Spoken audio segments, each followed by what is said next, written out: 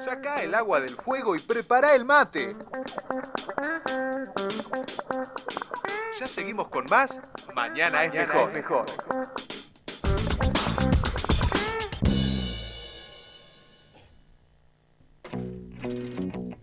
Hay inflación. Subió el dólar. No podés ahorrar. ¿Te perdiste? Juan Martín Yani te lo explica así de fácil.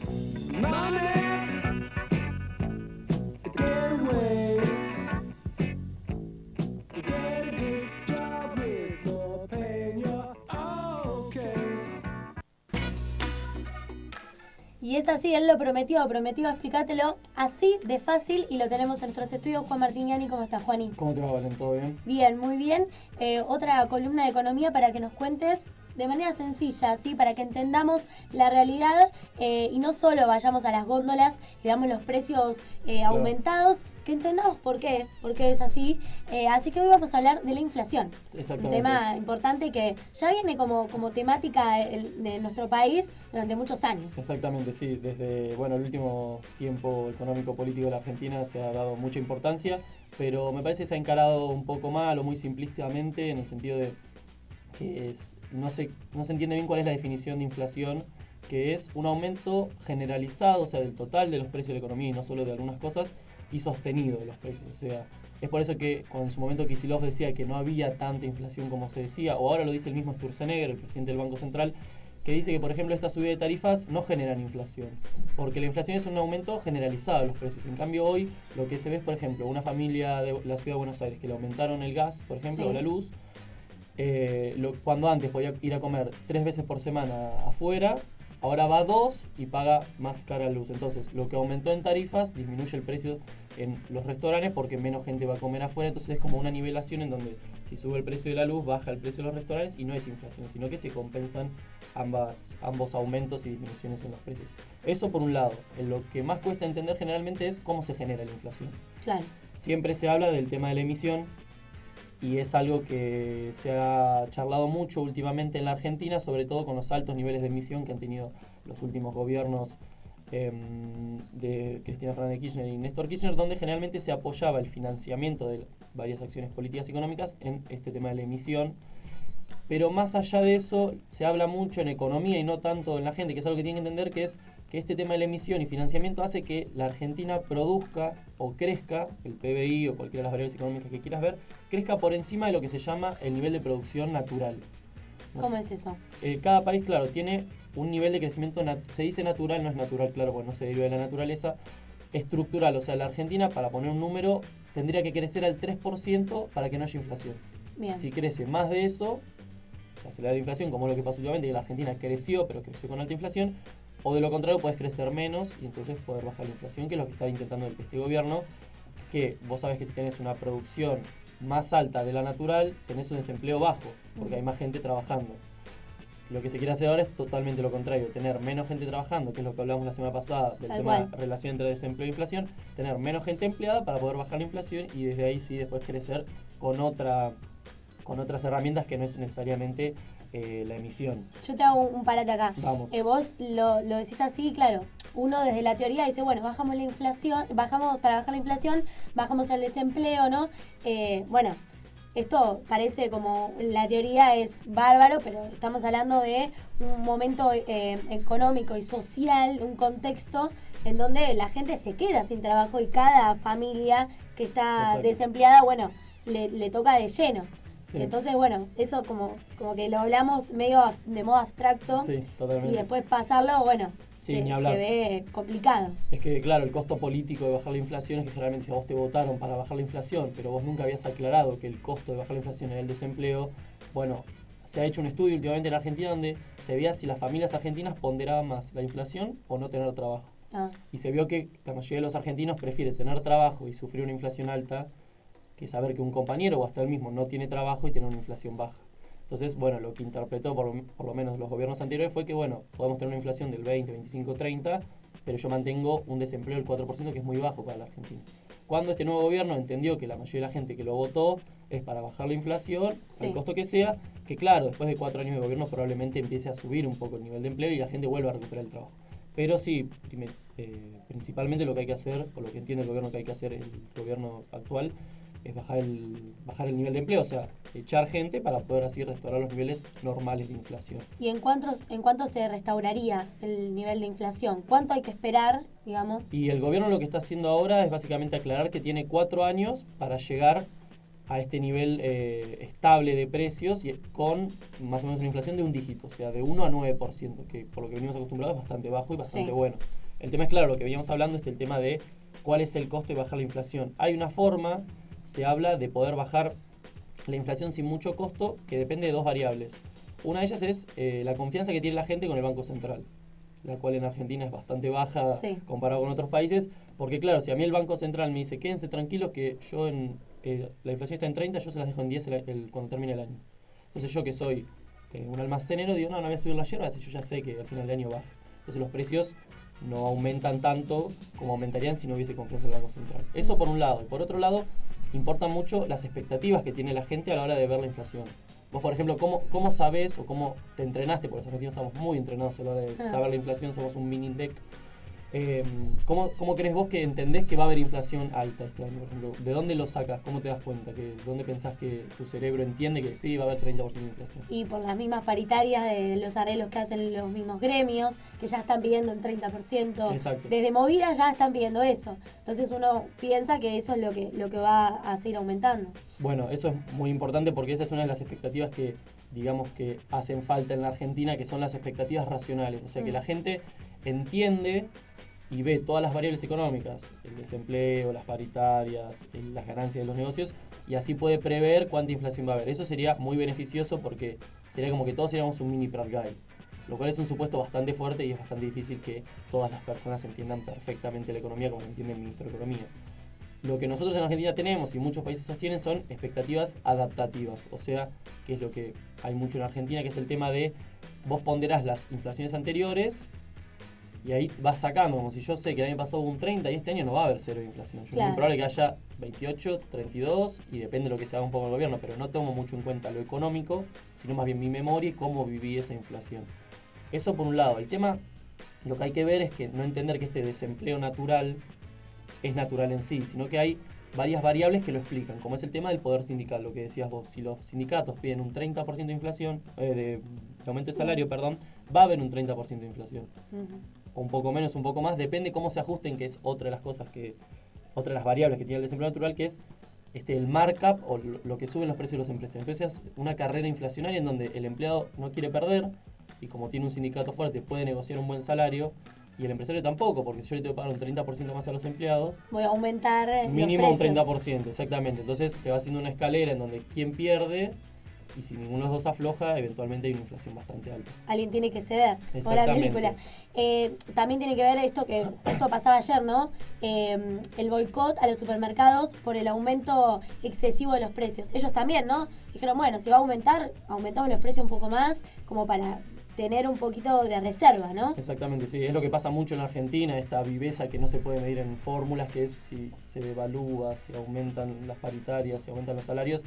Yo me cubro, y si me cubro un poquito más por si las dudas, lo cual aumenta aún más esta problemática de la escalera o este ciclo inflacionario que nunca se detiene, que es lo que el gobierno pretende desactivar con este tema de que Pradgay en su momento dijo los sindicatos tienen una responsabilidad enorme a la hora de ayudarnos a reducir la inflación, porque ustedes tienen que tener conciencia de que no pueden estar pidiendo un nivel excesivo de salarios o de aumento de los salarios si quieren que yo baje la inflación. Entonces tengan en cuenta que si me van a pedir muchos salarios no pretendan que yo baje la inflación repentinamente. Por eso el tema de las paritarias, del paro, la ley antidespidos, que como dijimos la semana pasada, es muy importante a la hora de controlar la inflación, porque si yo no puedo despedir gente del Estado, de las empresas privadas, yo no puedo bajar la inflación, porque si no aumenta el desempleo, no me baja la inflación con la relación que habías dicho. Entonces por eso el gobierno en parte como que le atan las manos si hay una ley antidespido. No lo va a decir jamás el gobierno porque es políticamente incorrecto, pero es un poco lo que entienden económicamente desde el oficialismo.